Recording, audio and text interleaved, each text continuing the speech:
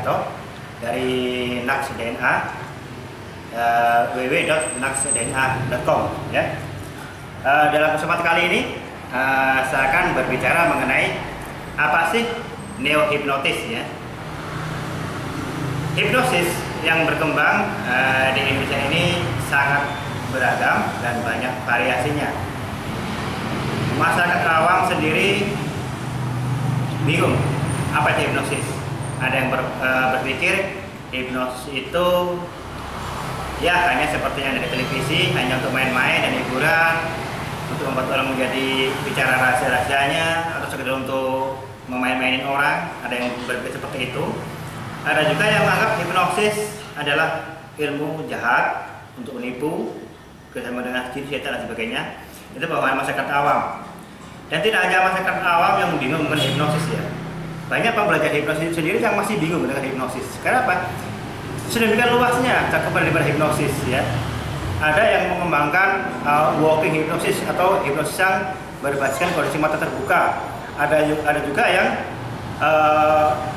fokus di fenomena sleep hipnosis, sehingga mereka mengeksplor kondisi sleep hipnosis bahkan sampai menggunakan media-media seperti mesin pemindai gelombang otak atau EEG untuk istilahnya memantau kondisi kedalaman trance daripada klien atau subjek ya. Ada yang pakai kubu walking hipnosis, ada yang pakai kubu sleep hipnosis, ada juga yang mengandalkan hipnosis dengan percakapan atau kekuasaan hipnosis. Nah, dari hipnosis sendiri di Indonesia banyak ragamnya ya, tidak hanya di dunia ya, banyak ragamnya, sehingga kadang-kadang pembelajar itu sendiri bingung.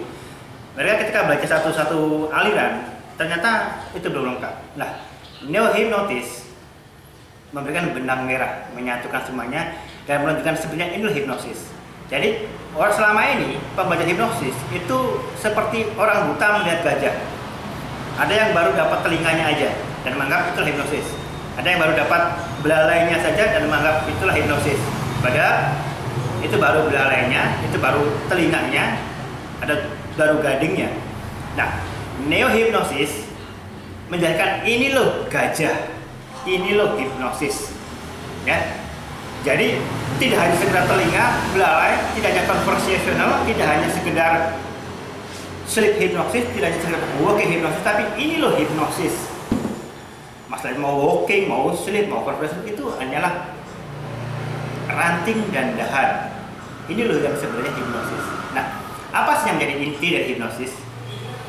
Hipnosis intinya terletak pada kata hipnos atau hypnosis state atau trance. Itu intinya.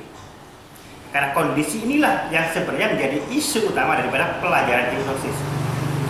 Kondisi hipnosis state atau trance inilah yang sebenarnya menjadi topik utama eksplorasi ilmu hipnosis, yang mana kondisi hipnos atau hipnosis state atau trance ini sudah ada sejak zaman dahulu kala, zaman adanya manusia, boleh dikatakan yang seperti itu. Jadi kondisi hipnos ini yang utama. Hipnos, kemudian apa tanda-tandanya kondisi hipnos atau fenomena hipnotik apa yang menyertai hipnos? Trans sinyal apa yang terkait dengan hipnos? Nah, itulah sebenarnya isu inti daripada hipnos. Inilah yang menjadi topik utama daripada neo-hipnotis. Mengenai apa itu fenomena hipnotik? Nah, hipnosis sebenarnya adalah bagaimana membawa atau sebuah proses bagaimana membawa seorang masuk ke dalam kondisi hipnos. Kalau secara alamiah itu terjadi secara karena alamiah, kadang terjadi tanpa disadari, sehingga terkadang berefek positif, terkadang berefek negatif, dan jelas juga hasilnya.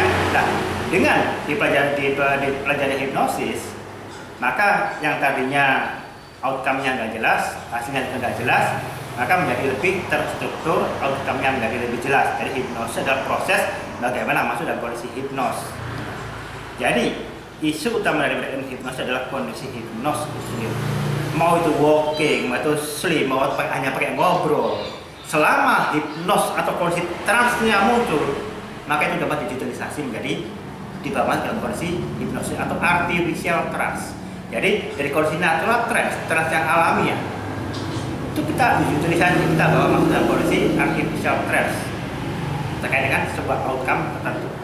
Nah, inilah yang membedakan hipnosis yang diajarkan di neo-hipnosis dengan hipnosis di tempat lain. Kita tidak hanya sekedar mengajarkan Anda mengenai sleep atau walking ataupun conversational, tapi inti dari hipnosis. Saat Anda telah memahami intinya, tidak hanya 15 teknik, tidak hanya 20 teknik, bahkan Anda bisa menemukan ribuan teknik bagaimana masuk dalam proses hipnosis. Mengapa? Ya karena ini pengalaman kita alamiah. Ada banyak jalan menuju Roma. Ketika Anda sudah tahu Roma, sudah tahu jalan, Anda bisa pikirkan jalan-jalan yang lain. Jadi kreativitas menjadi tidak terbatas. Ya. Kita bisa punya banyak-banyak cara untuk membawa diri kita sendiri maupun orang lain masuk dalam kondisi hipnosis. Ketika Anda sudah tahu inti daripada hipnosis, Anda akan menjadi seorang master hipnosis yang luar biasa. Anda punya daya kreativitas yang tinggi, dan Anda akan menjadi seorang master hipnosis legendaris. Inilah yang saya berikan dalam kelas hipnotis. Oke, saya kira cukup sekian dulu dari saya, Pak Edi Sugianto. Saat ini saya ada di kantor Surabaya. Sampai jumpa di program-program pelatihan saya dan di kelas master neo hipnotis maupun di program-program yang lain. Salam.